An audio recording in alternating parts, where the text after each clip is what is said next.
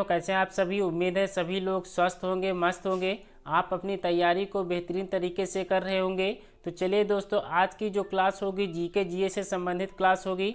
तो चलिए दोस्तों, पहला प्रश्न आपसे पूछा गया है, लाल सागर एवं भूमध्य सागर के मध्य जोड़ने वाली नहर कौन सी है। भूमध्य सागर के मध्य जोड़ने वाली नहर कौन सी है। तो स्वेज नहर इसका बिल्कुल करेक्ट आंसर होगा। कील नहर किस सागर के मध्य को जोड़ती है। तो ये आपके उत्तरी सागर एवं बाल्टिक सागर के मध्य जोड़ने वाली नहर है। उत्तरी सागर और आपकी ये बाल्टिक जो है सागर है, इसके मध्य जोड़ने वाली नहर कौन सी है। तो कील नहर है। क्यूबा की राजधानी कौन सी है। क्यूबा की राजधानी कौन सी है। तो ऑप्शन ए हवाना जो है ये आपकी क्यूबा की राजधानी है। सेंट जॉर्ज किसकी राजधानी है, ये आपको बताना है। तो सेंट जॉर्ज जो है आपकी किसकी राजधानी है, ग्रेनेडा की राजधानी है। इंग्लैंड जो ग्वाटेमाला की राजधानी की अगर हम बात करते हैं तो ये आपकी ग्वाटेमाला सिटी की राजधानी है। तो ये पॉइंट आपको याद रखना है। हैमिल्टन किसकी राजधानी है, ये आपको बताना है। तो हैमिल्टन जो है आपकी बरमूडा की राजधानी है। किसकी, बरमूडा की राजधानी है। तो ये पॉइंट आपको अच्छे से याद करना है। अगले प्रश्न पर आते हैं, विश्व का थर्मोपल्ली दर्रा कहाँ स्थित है। विश्व का थर्मोपल्ली दर्रा कहाँ स्थित है। तो ये आपके यूनान में स्थित है। चीन में कौन सा दर्रा स्थित है। तो चीन में जो है वाक जीरा दर्रा स्थित है। कौन सा, वाक जीरा दर्रा जो है आपके कहाँ स्थित है, चीन में स्थित है। और इंग्लैंड में कौन सा दर्रा स्थित है, स्नेक दर्रा स्थित है। स्नेक दर्रा कहाँ स्थित है, तो इंग्लैंड में स्थित है। तो ऑप्शन नंबर डी इसका बिल्कुल करेक्ट आंसर होगा। अगले प्रश्न पर आते हैं, विश्व मौसम विज्ञान दिवस मनाया जाता है। विश्व मौसम विज्ञान दिवस किस तिथि को मनाया जाता है। तो ये आपके 23 मार्च को मनाया जाता है। ऑप्शन डी इसका करेक्ट आंसर है। अगले प्रश्न पर आते हैं, यूनेस्को द्वारा घोषित वर्ल्ड हेरिटेज कोणार्क का सूर्य मंदिर किस सन में सम्मिलित किया गया। किस सन में सम्मिलित किया गया था, ये आपको बताना है। दिए गए ऑप्शन में से सही जवाब करना है। तो कोणार्क का सूर्य मंदिर जो है 1984 में सम्मिलित किया गया था। ऑप्शन सी इसका बिल्कुल करेक्ट आंसर है। 1983 में जो है कौन सम्मिलित किया गया था। तो अजंता की गुफाएं जो है ये सम्मिलित की गई थी। तो अजंता की गुफाएं जो है 1983 में जो सम्मिलित की गई थी। 1985 में जो आपके मानस अभ्यारण्य जो है ये आपका जो है सम्मिलित किया गया था। तो ये पॉइंट आपको याद रखना है। खजुराहो का मंदिर जो है आपके 1986 में जो है सम्मिलित किया गया था।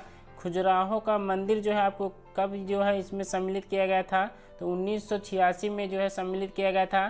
तो ये पॉइंट आपको याद रखना है। करीबा बांध किस नदी एवं किस देश में स्थित है।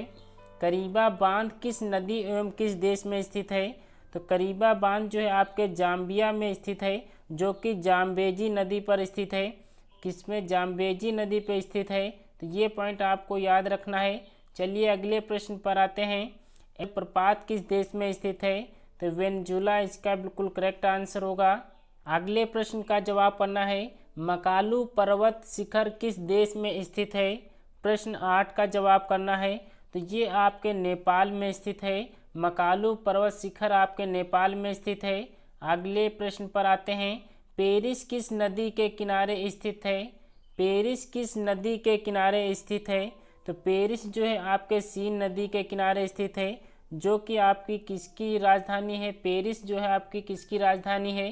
तो ये आपकी किसकी राजधानी है, ये आपको कमेंट्स बॉक्स में बताना है। रावी की नदी के किनारे कौन सा देश स्थित है। तो ये आपके पाकिस्तान जो है आपके रावी नदी के किनारे है। ओल्गा नदी के किनारे कौन सा राज्य स्थित है। तो रूस जो है ये वोल्गा नदी के किनारे स्थित है। राइन नदी के किनारे कौन सा देश स्थित है। तो जर्मनी स्थित है। ये आपको पॉइंट सभी याद रखना है। तो चलिए अगले प्रश्न पर आते हैं। अगले प्रश्न का जवाब करना है, भारत का पेरिस का उपनाम किसे कहा जाता है। प्रश्न 10 का जवाब करना है। तो जयपुर को जो है भारत का पेरिस उपनाम कहा जाता है। तो ऑप्शन बी इसका बिल्कुल करेक्ट आंसर है। अगले प्रश्न पर आते हैं, ईरान देश का पुराना नाम था। ईरान देश का पुराना नाम आपको बताना है। तो पर्सिया जो है आपका ईरान देश का पुराना नाम है। निप्पन का जो पुराना नाम है किसका है, तो ये आपका जापान का है। श्याम किसका पुराना नाम है, ये कमेंट बॉक्स में बताना है।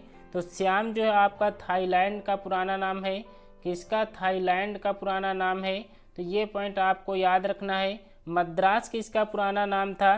तो ये आपका चेन्नई का था। किसका? चेन्नई का पुराना नाम था। अगले प्रश्न पर आते हैं। पाकिस्तान और अफगानिस्तान के मध्य कौन सी सीमा निर्धारण नहीं करती है? कौन सी सीमा निर्धारण नहीं करती है? तो पाकिस्तान और अफगानिस्तान के मध्य कौन सी सीमा निर्धारण नहीं करती है? तो डूरंड रेखा इसका बिल्कुल करेक्ट आंसर होगा। मैकमोहन रेखा की बात करते हैं तो ये आपके भारत और चीन के मध्य है। भारत और चीन के मध्य है। रेड क्लिफ रेखा ये आपके भारत और पाकिस्तान के बीच है। भारत और पाकिस्तान के बीच है। ग्रीन्सफैल्ड रेखा ये आप किसके मध्य स्थित है? ये आपसे पूछा गया है। तो इसका के फ्रांस और जर्मनी की है। किसकी? फ्रांस और जर्मनी की है। तो ये सभी पॉइंट आपको याद रखना है। अगले प्रश्न पर आते हैं। सागर की गहराई मापने का यंत्र है। सागर की गहराई मापने का यंत्र कौन सा है? तो फैदोमीटर इसका बिल्कुल करेक्ट आंसर होगा। रेन गेज से कौन सी वर्षा मापी यंत्र है? रेन गेज जो है आपके वर्षा मापी यंत्र है। ये पॉइंट आप सभी को याद रखना है। बैरोमीटर से क्या नापा जाता है? तो बैरोमीटर जो होता है ये आपका वायु दाब के लिए होता है। वायु दाब के लिए ये आपका मापक यंत्र होता है। एनीमोमीटर से क्या नापा जाता है? एनीमोमीटर से जो है आपका वायु योग नापा जाता है। वायु दाब जो है बैरोमीटर का होता है। वायु वेग जो होता है ये आपका एनीमोमीटर से नापा जाता है। तो ये आपका जो है प्रश्न 13 का जवाब कौन सा होगा? ऑप्शन ए होगा। अगले प्रश्न पर आते हैं। दिल्ली को केंद्र शासित प्रदेश का दर्जा कब दिया गया? दिल्ली को केंद्र शासित प्रदेश का दर्जा कब दिया गया था? तो 1956 में दिया गया था। ऑप्शन ए इसका बिल्कुल करेक्ट आंसर है। 1911 में जो है कलकत्ता से दिल्ली की राजधानी स्थानांतरित की गई थी। को पूर्ण राज्य का दर्जा किस वर्ष दिया गया? गोवा को पूर्ण राज्य का दर्जा किस वर्ष दिया गया था? प्रश्न 15 का जवाब करना है। तो 30 मई 1987 को जो है गोवा को पूर्ण राज्य का दर्जा दिया गया था। 30 मई 1987 को दिया गया था। डेट भी आपको याद रखना पड़ता है क्योंकि कभी कभी डेट भी पूछ लेता है। अधिकतर आपकी डेट नहीं पूछता है, सन ही पूछता है। तो ये दोनों पॉइंट आपको याद रखना है। राजस्थान देश की पश्चिमी सीमा को स्पर्श करने वाला देश कौन सा है? राजस्थान देश की पश्चिमी सीमा को स्पर्श करने वाला देश कौन सा है? प्रश्न 16 का जवाब करना है। तो पाकिस्तान इसका बिल्कुल करेक्ट आंसर होगा। ऑप्शन ए इसका बिल्कुल करेक्ट आंसर है। अगले प्रश्न पर आते हैं। पोंगल नामक त्यौहार कहाँ मनाया जाता है? पोंगल नामक त्यौहार कहाँ मनाया जाता है? जो कि आपकी फसल कटाई के समय ये होता है। तो ये आपके कहाँ पर होता है? तमिलनाडु में होता है। ऑप्शन बी इसका बिल्कुल करेक्ट आंसर होगा। दोस्तों वीडियो को एक लाइक जरूर कर दीजिएगा। वेरी मोस्ट इम्पोर्टेंट ये आज के प्रश्न है। अगले प्रश्न पर आते हैं। मानस राष्ट्रीय उद्यान किस राज्य में स्थित है?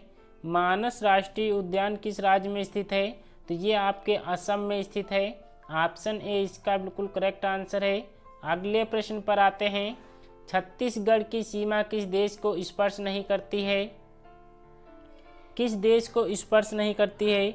19 का जवाब करना है। तो हरियाणा इसका बिल्कुल करेक्ट आंसर होगा। प्रश्न का जवाब करना है। भारत में पहली बार जनगणना कब की गई थी?